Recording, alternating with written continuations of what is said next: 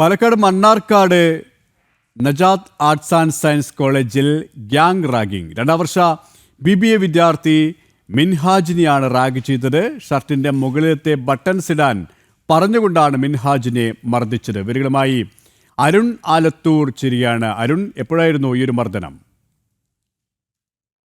സുരേഷ്, ഇന്നലെ ഉച്ചയ്ക്ക് 3 മണിക്ക് കോളേജ് വിട്ട് പുറത്തേക്ക് ഇറങ്ങാൻ നിന്ന ഈ മിൻഹാജ് എന്ന വിദ്യാർത്ഥിയെ സീനിയർ വിദ്യാർത്ഥികളുടെ കൂട്ടത്തിൽ അറാത്തൻസ് എന്ന ഗ്യാങ്ങിൽപ്പെട്ട 3ഓളം പേർ ചേർന്ന് മർദ്ദിച്ചു എന്നാണ് പരാതിയായി പറയുന്നത്.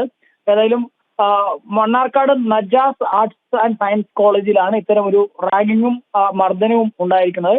ഷർട്ടിന്റെ മുകളിലത്തെ ബട്ടൺസ് ഇടാൻ പറഞ്ഞുകൊണ്ട് സീനിയർ വിദ്യാർത്ഥികൾ റാഗ് ചെയ്യുകയും സംഘം ചേർന്ന് മർദ്ദിക്കുകയായിരുന്നു എന്നുള്ളതാണ് വിദ്യാർത്ഥി ഇത്തരത്തിൽ പരാതിയായി രംഗത്തെത്തിക്കുന്നത്. വിദ്യാർത്ഥിയുടെ രക്ഷിതാക്കളും ഉൾപ്പെടെ ഇതുമായി ബന്ധപ്പെട്ട് പരാതിയുമായി രംഗത്തെത്തിയിരിക്കുകയാണ്.